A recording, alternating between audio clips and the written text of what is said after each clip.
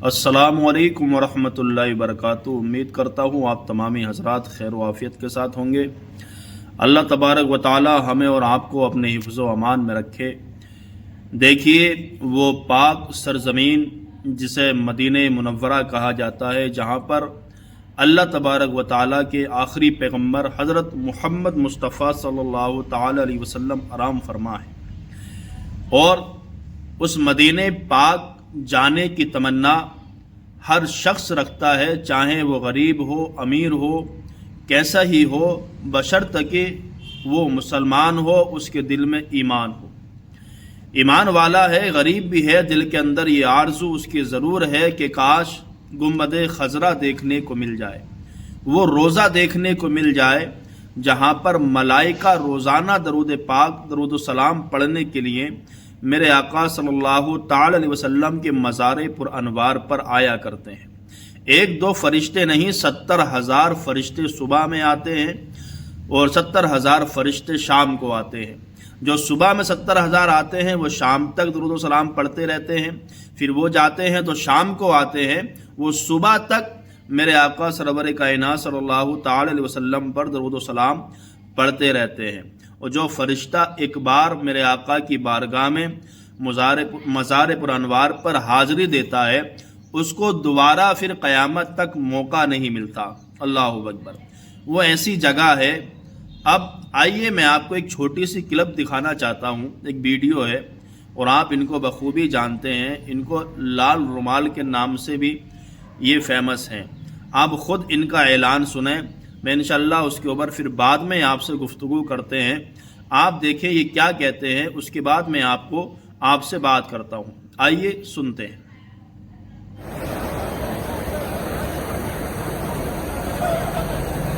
مدینہ منورہ آنے والے تمام بھائیوں سے گزارش ہے کہ جب آپ مدینہ تشریف لائیں تو آپ کی مدینہ آنے کا مقصد رسول اللہ صلی اللہ علیہ وسلم کی مسجد میں نماز پڑھنا ہو۔ یہ خرید نہ کریں کہ میں مدینہ اس لیے جا رہا ہوں کہ رسول اللہ صلی اللہ علیہ وسلم کی قبر کی زیارت کروں گا، بلکہ آپ مسجد رسول اللہ صلی اللہ علیہ وسلم میں نماز پڑھنے کے لیے اس یہاں تشریف لائیں۔ اور جب آپ مدینہ آ جائیں مسجد رسول اللہ صلی اللہ علیہ وسلم میں جب آپ داخل ہونے کے بعد 2 رکعت نماز ادا کریں، اور پھر اس کے بعد قبر رسول اللہ صلی اللہ علیہ وسلم کے پاس جا کر آپ سلام اس طریقے سے کریں، السلام علیکم یا رسول اللہ۔ پھر اس کے بعد تھوڑا سا آگے بڑھیں اور السلام علیکم یا ابا بکر صدیق کہیں۔ پھر اس کے بعد تھوڑا سا اور آگے بڑھیں اور السلام علیکم یا عمر الفاروق، کہ آپ دونوں صحابی کو بھی سلام کریں۔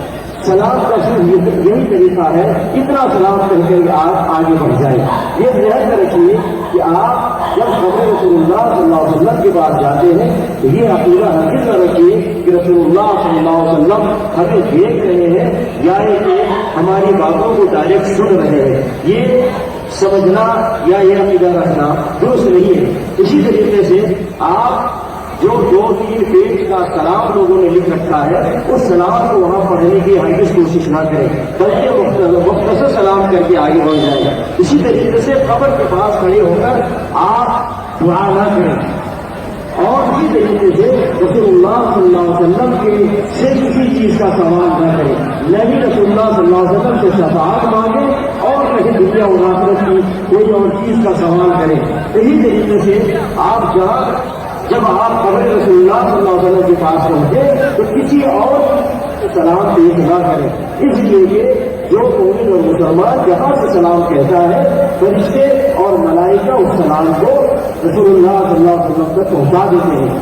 بلکہ اگر آپ قبر کے پاس سے سلام کہتے ہیں تو فرشتے ہی اس سلام کو نبی صلی اللہ علیہ وسلم تک پہنچاتے ہیں۔ اسی طریقے سے آپ جب مدینہ آتے ہیں تو بار بار رسول اللہ صلی اللہ علیہ وسلم کی قبر کے پاس نہ جائیں، بلکہ ایک سفر میں ایک مرتبہ جا کر قبر کے پاس آپ سلام کہیں، اتنا کافی ہے۔ بلکہ بار بار قبر کے پاس جانے سے رسول اللہ صلی اللہ علیہ وسلم نے منع فرمایا ہے۔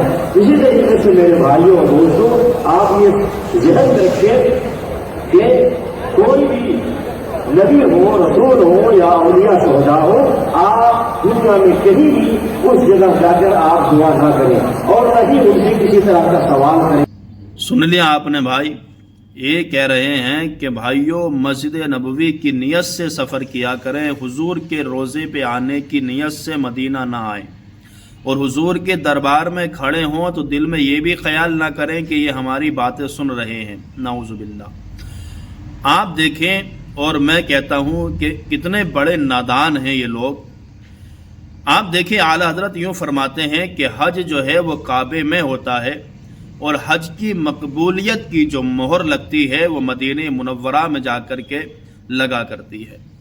अब मैं नादानों से एक बात कहना चाहता हूँ, अब ये बताएं वो मस्जिद नबवी जिसको इतना बड़ा शर्फ हासिल है कि कोई बंदा एक यानी वक्त की नमाज पढ़ता है मस्जिद नबवी के अंदर तो 70,000 के बराबर उसको सवाब मिलता है।